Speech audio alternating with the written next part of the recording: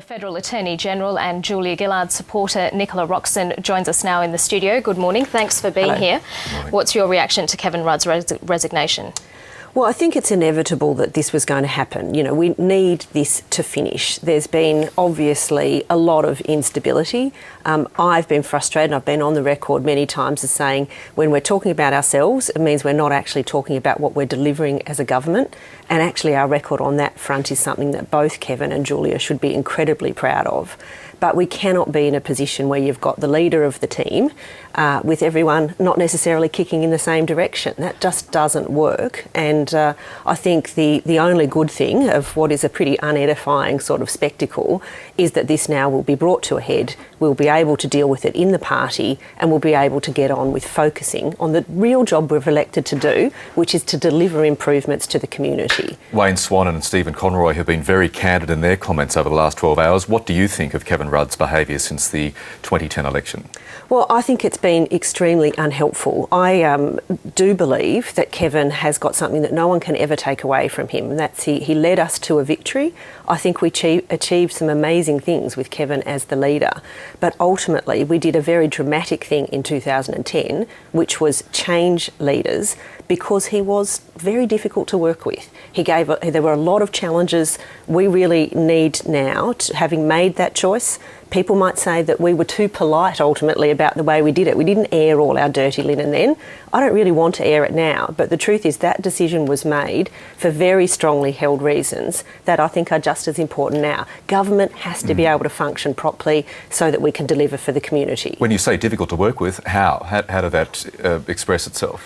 Well, look, I think that there's a lot of information around about, Kevin working people very hard, changing appointments all of the time. Was he demeaning that Wayne Swan says he was very difficult to work with, but as I say, he had some real strengths too. I don't really see this as the opportunity to try to pull Kevin Rudd apart piece by piece. What I think we have to be honest about is that by 2010, the government was not functioning the way it needed to. Actually, I think it's incredible that we delivered all of the benefits that we have been able to, and we've been very focused even while this issue has continued to bubble along. But Julia Gillard needs to have some clear air to sell our message as a government, to explain to the community what it is that we've been delivering. And I think this now gives people an opportunity once and for all. They get to vote, that'll be the end of it, and then we really need to get on with our job of being a government. There were reports yesterday afternoon that Julia Gillard was in fact planning to sack Kevin Rudd. Was this a preemptive strike on his part?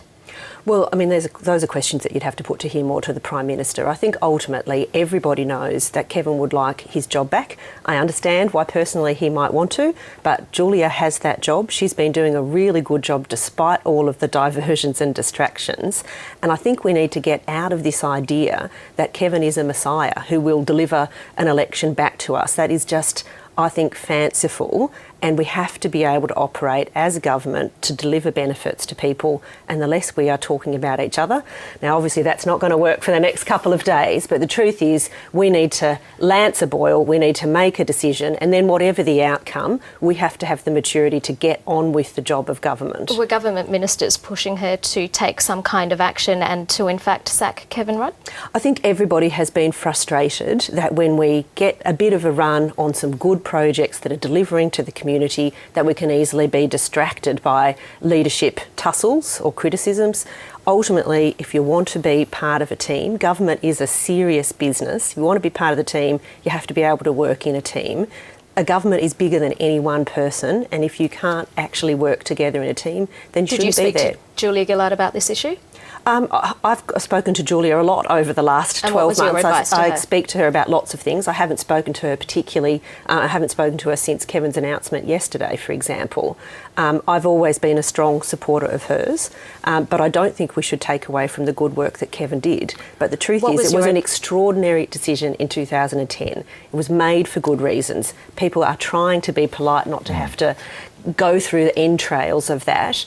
But if we were contemplating going back, we have to then be honest about what we are booking into for another couple of years. Well, given that, what's your assessment of Kevin Rudd's strength in caucus? Well, his supporters say that it's sort of around 40. I frankly would be surprised if that's the case, but ultimately this is now the way to test that. We have to put this issue to bed, and I think now this new discussion around, well, how much does the Prime Minister have to win by? This is a nonsense. She's the Prime Minister. She's got the overwhelming support of the party. If she, if there is a leadership vote, I am sure that she will win that convincingly, and then that must be an end to this. No matter what people's personal feelings are, government is bigger than one person. We get the opportunity from the public only to govern occasionally, and we've got to make sure that we make the most of that. If Kevin Rudd loses, you face the prospect of him going to the backbench and, as you would see it, destabilising the government even further, so the worst of both worlds. Well, I hope that that doesn't happen, and I think that that would be really a disaster. I think people have to accept the outcomes of these ballots if there's a ballot. I think that's the same if the outcome is, poor for Julia Gillard. I don't expect that, but we have got to be mature. There's a vote, someone will win the vote, and then we need to get on with doing our good job in government.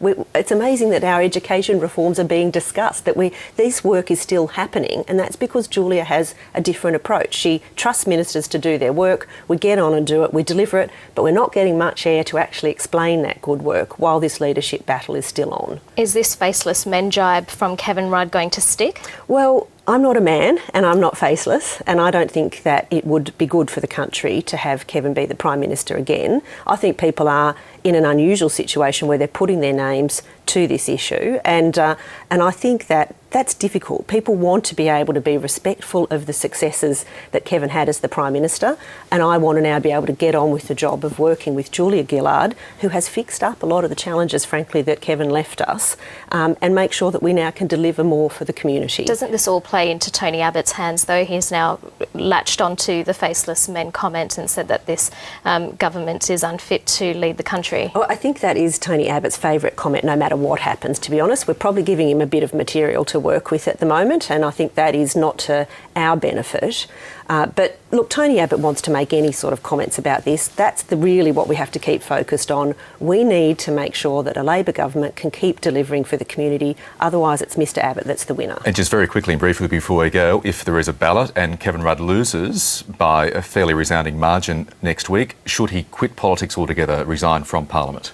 Well, I don't think any Labor members are talking about quitting the Parliament. We know that we have a minority government. We know that we need each and every vote.